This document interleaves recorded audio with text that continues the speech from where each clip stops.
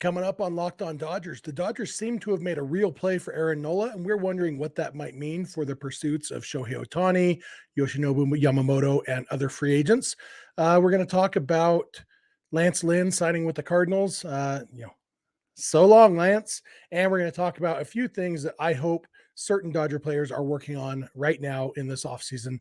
That's what's on tap. So let's get Locked On Dodgers.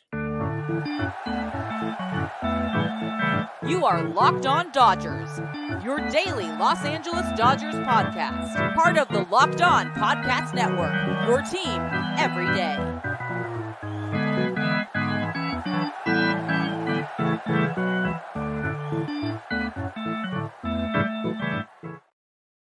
Hey, Dodger fans, this is Locked On Dodgers, part of the Locked On Podcast Network, your team every day. Thank you for making Locked On Dodgers your first listen every weekday morning. Remember, the show is free and available on all podcast platforms and on YouTube simply by searching for Locked On Dodgers. Or even better, go ahead and subscribe wherever you're watching or listening right now. Then you can be an everydayer just like we are. If this is your first time with us, I am Jeff Snider. My normal co-host is Vince Samperio, although it's just me today.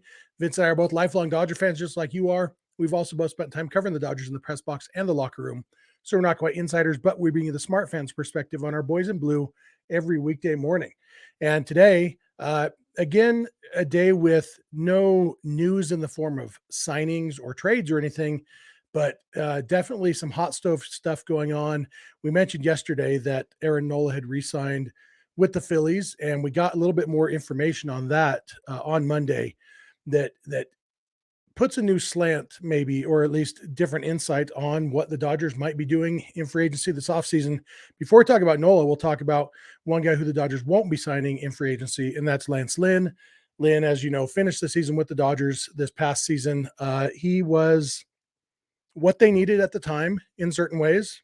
And at the time that the Dodgers traded for Lynn, Vince and I made the case on this very podcast that it was a regular season move. They needed someone to solidify the rotation, eat innings so that their bullpen could get above water. They were, the bullpen was so overworked. And Lance Lynn fit that bill. He provided what they needed, and the bullpen was much, much better the rest of the regular season. Of course, shortly after the Dodgers acquired Lynn, they lost Julio Urias for the season and forever. Clayton Kershaw didn't bounce back from injury the way they had hoped he had. Hoped he would. A lot of different things happened, so it ended up that Lance Lynn pitched in the postseason, and we still don't know exactly why he started Game 3 instead of Ryan Pepio or Michael Grove. Plenty of thoughts on that we've already had, but ultimately, if Lance Lynn had just been a regular season pickup, he would have been exactly what the doctor ordered. He did do what they needed him to do. The fact that he had to pitch for him in the postseason and he was bad, although he was their best starter in that series, it was not ideal. But I think that one game in the postseason, anybody who hadn't already been soured by all the home runs that Lynn allowed in the regular season, having him allow 4 in one inning in the postseason was enough for them to say, yeah, we are good with Lance Lynn going elsewhere. And he goes back to the team that drafted him, the team that he pitched the first several years of his career with in St. Louis. And so happy for him. Happy that he's not a Dodger anymore. Nothing against Lance Lynn personally, just pitcherally. I'd rather have better pitchers on the Dodgers. And hopefully that's what they're going after. And that brings us to the topic of Aaron Nola. We found out on Monday, at least one report, that the Dodgers had offered Nola $165 million. We don't know for sure. At least the report I saw didn't say how many years that was. But what he ended up getting was 7 years, $172 million from the Phillies. If the Dodgers offer was 7 years, $165, that's only $1 million less per year than the Phillies offered. If it was 6 years, $165, it's actually more per year. And that would be in keeping with the Dodgers' recent history of offering more money per year, but fewer years. Either way, he got $7 million more overall from the Phillies than he did than he was offered from the Dodgers. The Braves had offered 6 years, $162 million, which is more per year than the Phillies gave him. And according to one report, that wasn't their final offer. But Nola seemed to be using teams like the Braves and the Dodgers to drive up the price with every intention of ultimately going back to the Phillies as long as they came close to the jacked up price he had manufactured, that's the point of free agency. That's why you never rule out any team. Even if Aaron Nola went into the offseason knowing 100% for sure that he was going to re-sign with the Phillies, it would have been terrible business for him to say, I'm coming back to the Phillies, because then the Dodgers wouldn't offer him $165 million and the Phillies could say, okay, we'll give you $120 million. And so, it's good free agency to do it how he did it.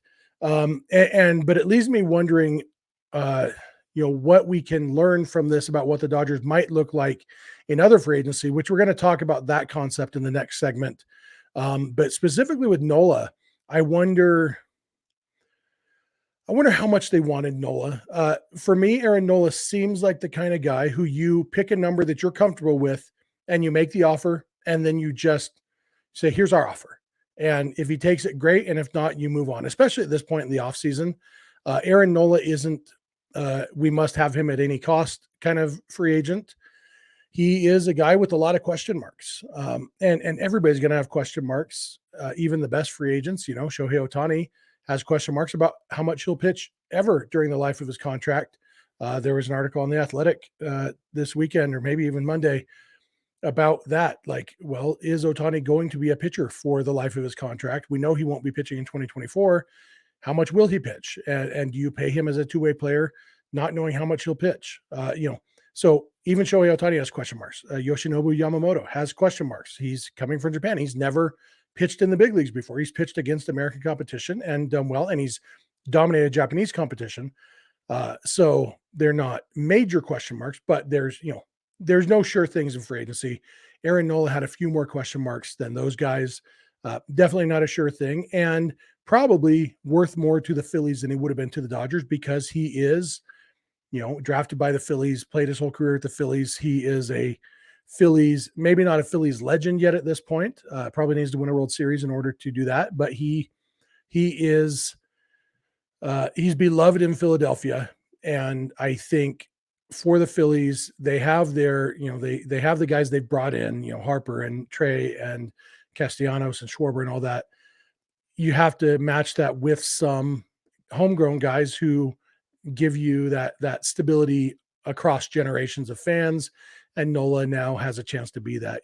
He has a chance to spend his entire career in Philadelphia, which seems to be what he wanted. So I do think he was a better fit for Philadelphia. I think he's worth $172 million for the Phillies, and he would have been worth $165 million for the Dodgers.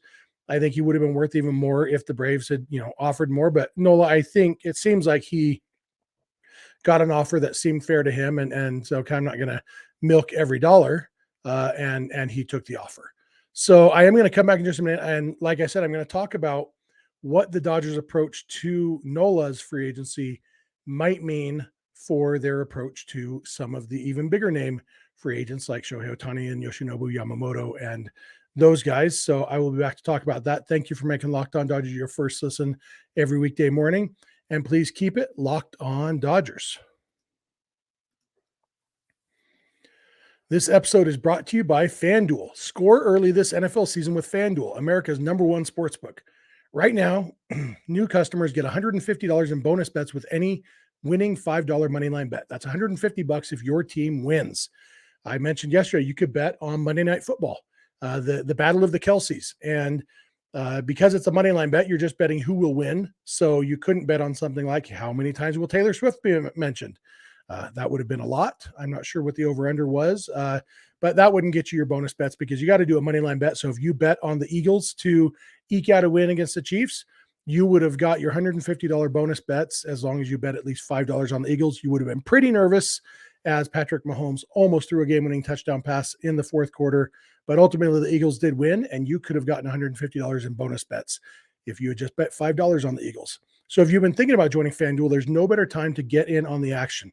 The app is so easy to use. There's a wide range of betting options, including spreads, player props, over-unders, and more. So visit FanDuel.com/lockedon and kick off the NFL season. FanDuel, official partner of the NFL. All right, I am back. I want to thank you for making Locked On Dodgers your first listen every weekday morning. Especially want to thank our everydayers, those of you who are with us every morning. If you're not an everydayer, please become an everydayer by watching or listening every weekday morning.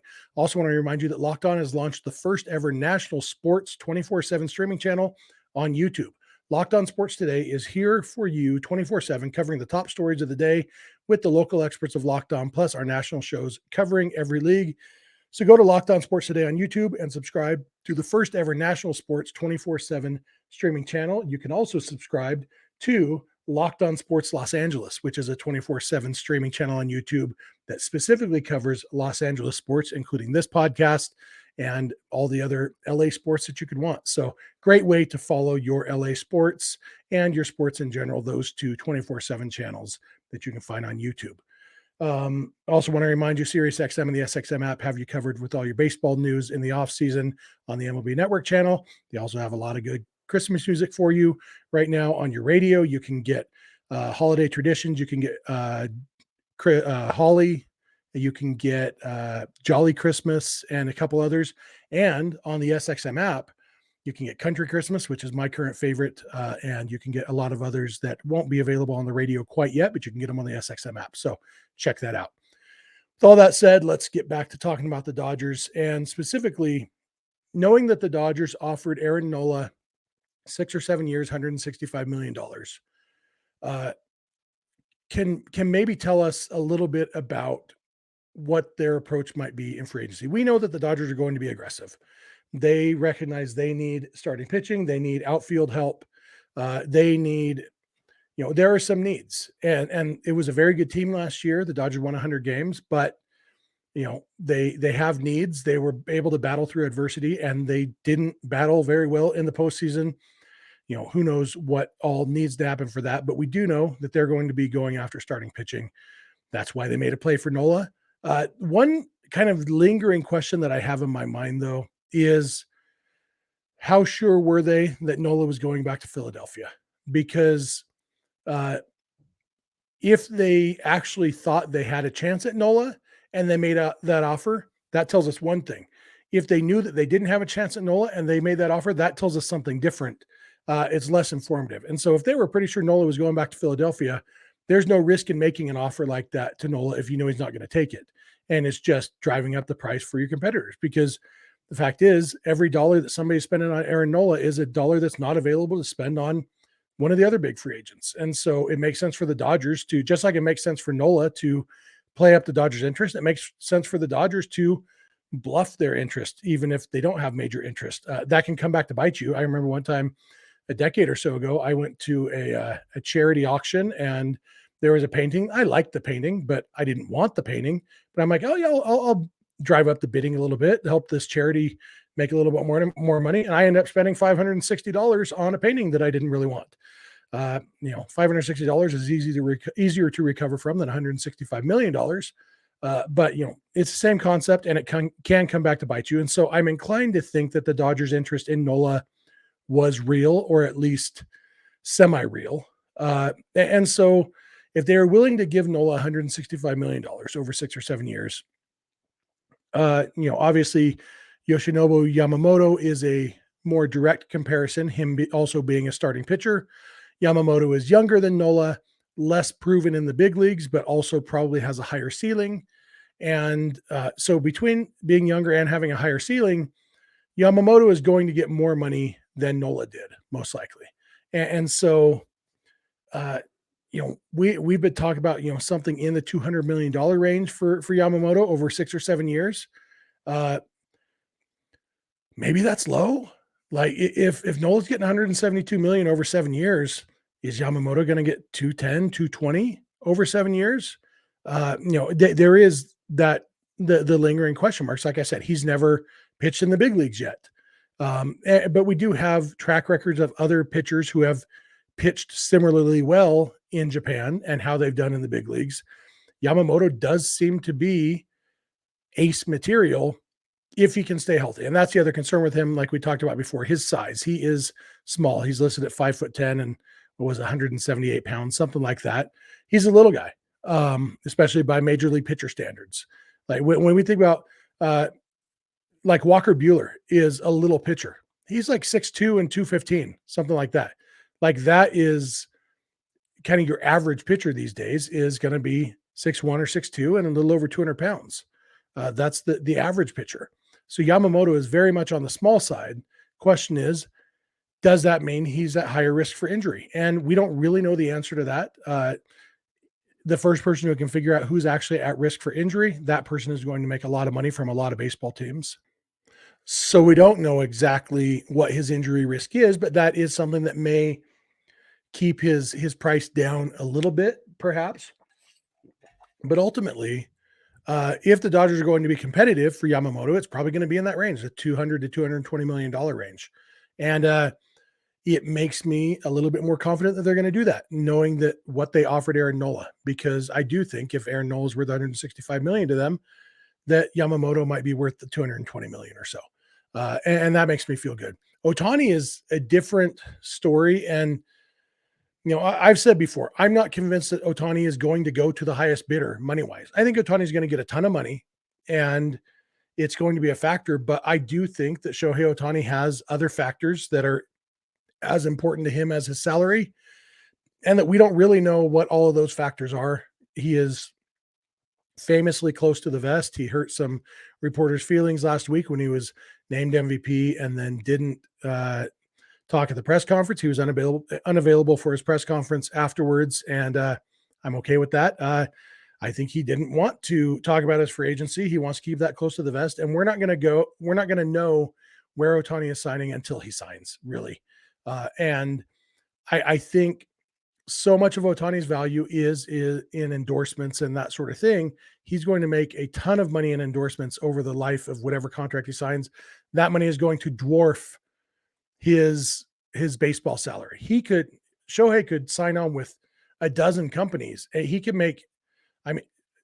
make hundreds of millions of dollars a year in endorsements. And so whether he makes 40 or 60 million a year in baseball is almost inconsequential, especially when you talk about those big numbers. Like the practical difference between 40 million a year and 60 million a year, there's not really a practical difference. You have to work really hard to figure out how to spend that money. And it doesn't mean that players don't want it. But the other thing I've talked about before is I don't think that there's as much pressure on Ohtani from the union to take the highest offer, simply because Ohtani is not setting a precedent for anybody. Like the best starting pitcher on the market each year has to get the most money possible, knowing that that's going to set the precedent for next year's best pitcher on the market. There isn't going to be a Shohei Ohtani on the market next year or the year after or the year after or the decade after. He is a unicorn. And so anyway, all that to say, I'm not sure he's going to take the highest financial offer, but I do think the Dodgers are going to have to step up financially if they want a chance to get Ohtani. And, if they were to get Ohtani and Yamamoto, we're probably looking at 70 million a year, 75 million a year between those two players. And, it's a lot of money, but if there's one thing the Dodgers have, it's a lot of money. I do think the luxury tax is a factor.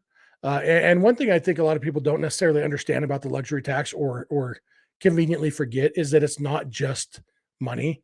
I honestly believe if the penalties were just financial, the Dodgers would spend kind of like Steve Cohen in New York. I think they would just, okay, well, it's money. We have plenty of that. We print that. The Dodgers are a very profitable team. And I think they would get more profitable the more free agents they signed. Like if they sign Shohei Ohtani, that's going to be huge for them financially. But there are also non-money penalties in the CBA for going over the luxury tax, like draft picks and, those sort of things, and international pool money. And the fact is, the Dodgers have been very successful over the last decade of having a winning team in the big leagues and also a great player development system. And, they never have high draft picks because they always finish around first place. So they're always picking 25th to 30th in the draft, but they still have draft picks. And there's a difference between picking 28th, like they will next year, and picking 38th, which they actually, that might be where they pick. Cause you drop down by signing guys. Sometimes you lose your entire first round pick if you sign a guy with a qualifying offer like Shohei Ohtani. And so, all of these things, I think it's the non-money penalties that keep the Dodgers from just spending like crazy, because they do want to continue to replenish that farm system. If the Dodgers make a trade for Corbin Burns, it's going to be because they have a loaded farm system and they can do that. If they make a trade for Dylan Cease, all those potential trades that are out there, even a Mike Trout trade, like we talked about yesterday. Those things are a possibility because of their loaded farm system. And so they do need to keep that going. So that's the balancing act. I know people get mad. They think the Dodgers are cheap. It's not cheapness. I really don't think it's the money. Obviously, they like money, and you don't get to be that rich without being good at not spending money on things you don't need to spend money on. But I think the non-money penalties in the CBA are much more of a factor in keeping the Dodgers from spending like that.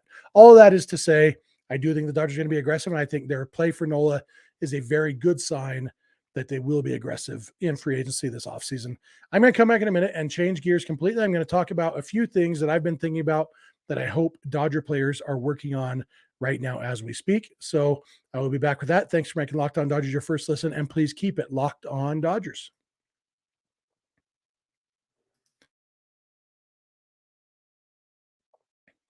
Hey, I'm back. I want to thank you again for making Locked On Dodgers your first listen every weekday morning. I want to remind you about the Locked On Sports Today 24/7 YouTube channel and the Locked On Sports Los Angeles 24/7 YouTube channel.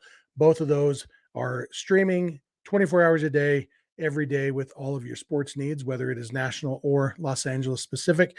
Just go to YouTube and search for Locked On Sports Today or Locked On Sports Los Angeles. You can find those. Want to thank our everydayers. If you're not an everydayer, just watch or listen every weekday morning, and then you're an everydayer. It's fun. And with that said, I've just been thinking a little bit about, little things that the Dodgers could be working on. The Dodgers were a very good team this past year. They weren't a perfect team. I do think that they deserve a ton of credit for, with all the injuries they had, to win 100 games was pretty remarkable. And in hindsight, knowing how they flamed out in the postseason, it doesn't look as good, but there's a reason that a lot of us went into the postseason thinking this team could have some magic in it. But I do think there's little things that they could do better. And I'm going to talk about three of them. The first one, I think I'm going to go in reverse order of how much I want them to be working on. First one is I want several guys working on playing the outfield, specifically Miguel Vargas, Michael Busch, and Gavin Lux. As you know, all three of those guys have played some left field. I think Lux even played some center field. And the Dodgers, what they do in free agency and trades this offseason still remains to be seen. And so we don't know where their holes are going to be. We do know that Vargas and Busch specifically are going to have a hard time cracking the lineup unless they can figure out more defensive versatility, because the Dodgers are set at some of their positions, and Vargas last year at second base wasn't great defensively, and the Dodgers definitely took a big step forward defensively when Mookie Betts became basically the everyday second baseman, or the most of the time second baseman at least. So it was, defensively it's going to be a challenge. And I do think left field is a position where you can sometimes kind of hide a guy defensively. And I think all three of those guys, Busch and Vargas and Lux, are all good enough athletes that they can become good to above average defensive left fielders. And, that means working on it, working their butts off on it. And maybe Lux is going to be the shortstop. Maybe he's not. Maybe he's going to be the second baseman. Maybe he's not. But having left field in his pocket, it could only help his playing time. I think it's even more important for Vargas and Busch, because those guys really, really need a way to get into the lineup. Their bats are going to be what keep them in the big leagues if they do, but they need to play enough defense, and left field needs to be the place where both of them are guys you feel comfortable saying, yep, go out and play left field for us today. That's how you stick on a big league roster, excuse me, and how you get the chances to prove yourself offensively. Second thing that I want people working on, the pitching staff and pickoff moves. We saw last year, another reason why the Dodgers defense got much better in the second half was because Noah Syndergaard was no longer on the team. Syndergaard is physically incapable of holding base runners on. Base runners, I believe, were $8 million for $8 million in stealing bases against Syndergaard last year, something like that anyway. But even without Syndergaard, a lot of Dodger pitchers struggled to hold runners, and it's an art. It's a hard thing to do. And with, runners are being more aggressive with the bigger bases and the limit on pickoff throws and all that stuff. But I think that this is something that guys get creative, and maybe it needs to be an organizational thing, coming up with strategies that they can use to hold runners on. But I do think being able to control the running game a little bit better next year, at least give Will Smith a chance to throw guys out. Austin Barnes isn't going to have a chance to throw guys out anyway because he doesn't have a good enough arm. Will Smith, though, has a very good arm. And so the pitchers need to give Smith a chance to throw guys out, because that will, especially with the D-backs being in their division, we know the D-backs love to run. We know the Padres love to run. The pitchers need to give Smith a chance to throw guys out. And so that's something that I hope they're working on. And I hope it's, like I said, an organizational thing, coming up with strategies, different ideas, and working on things, because I do think that's something you can improve on with practice. And the last thing, another thing that I think you can improve on with practice, it's hard to improve on in the regular season. And so that's why I think offseason is the time to do it. I want a couple guys working on bunting. And let me be very clear, longtime listeners of this show know I am not a fan of the sacrifice bunt in almost all situations. In general, I think getting out on purpose is a bad idea. But I am a huge fan of bunting for a hit. And the two people specifically who I think should be working on it are Max Muncy and James Outman, for slightly different reasons. And one same reason, they are both streaky. And being able to bunt for a hit when you are struggling is a way to continue providing value even when you aren't hitting well. But then even more so, Outman, with his speed, running the bases well, being able to steal a base, bunting for a single has huge value when you have the speed of Outman. And so if he is being shifted, I think that Outman could, if he could bunt well enough that he can successfully bunt for a hit on half of his attempts, that would be huge. And there would still be some outs there, but, batting 500 is really good, as you know. And he would still have to pick and choose his spots. But the other benefit, and this would come to him and Muncy, is if they know you're a threat to bunt for a hit, they can't shift you as much. And, the shift has technically been banned, but teams still shift within the rules as much as they can. And so bunt hits down the third baseline are there for the taking for a lot of left-handed hitters, including Muncy and Outman. And if they can prove that they can bunt for a hit, that will open up gaps because teams will have to play them that way. And that probably opens up the middle of the field more for them, because the shortstop can't play right up the middle and the third baseman playing at shortstop position. Instead, they have to play more like straight up. And then, hey, now a line drive up the middle is now a base hit again instead of a ground out to short. Muncy, I think, is a guy who you wouldn't want to use it as much as you would with Outman. Even Outman has a ton of power too, but Muncy is a power hitter, and he has decent speed for a guy his size and shape, but he's not a burner. And so Muncy, it would be more keeping the defense honest and helping him through slumps and opening up those holes. If Muncy can bunt for 6 hits in 2024, I think that serves its purpose. It opens up some holes on the defense. It gives him 6 extra hits, and and it helps keep things rolling for the Dodgers. Outman, I think Outman could bunt for 15 or 20 hits if he can really get it down. The other fringe benefit of practicing bunting for a hit is you're practicing bunting, and every once in a while a sacrifice bunt actually is a good idea, or even a squeeze bunt. I love me a good squeeze bunt, and you got to have somebody up there who can bunt. That's what Austin Barnes is really the only guy who ever gets the bunt sign on the Dodgers, because he's the only guy on the team who can bunt, and it helps that he can't actually hit. So bunting is the one thing he can contribute. But if it's a tie game in the bottom of the 9th inning and a runner on second base, guess what? A bunt is a very good idea with no outs, because then you have the winning run on third base. Anytime you're in a situation where one run ends the game, I like the sac bunt. And so having guys who can do that, I don't necessarily think I need Mookie Betts practicing bunting a ton. Don't hate the idea, but Betts isn't going to have the opportunities to bunt for hits as often. But guys like Outman and Muncy, practicing bunting, it would help them bunt for hits and help them on the very rare occasion that they actually do need a sacrifice bunt.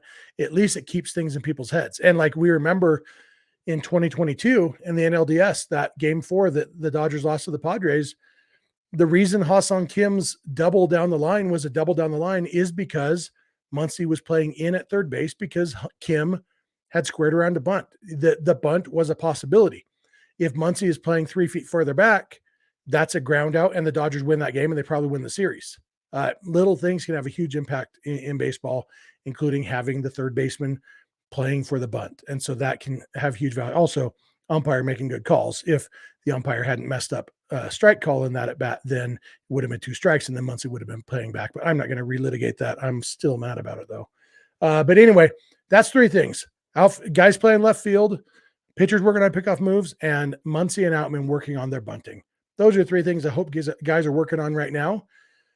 Love to hear your thoughts. What do you guys hope people are working on right now? The offseason is the time to do a lot of this stuff. So I'd love to hear your thoughts in the YouTube comment section or through social media or email. Want to thank you all for making Locked On Dodgers your first listen every weekday morning. If you're not an everydayer, please become one. If you have friends or family who love the Dodgers, please tell them about the show. Remember to check out Locked On Sports Today and Locked On Sports Los Angeles, 2 24/7 streaming channels on YouTube that you can get all your sports needs there. I think that's it. You can follow us on Instagram and on Twitter at Locked On Dodgers. Vince is on Twitter at VinceSince91. I'm on Twitter at Snydog. Both of our DMs are open. You can also email us lockedondodgers@gmail.com, or you can send us a voicemail or a text message at 323-863-LOCK 5625. We are here every weekday morning, and we hope you'll be here with us. When you get in your car or sit on your couch, tell your smart device to play podcast Locked On Dodgers. And remember, you don't have to agree. You just have to listen. We'll talk to you tomorrow.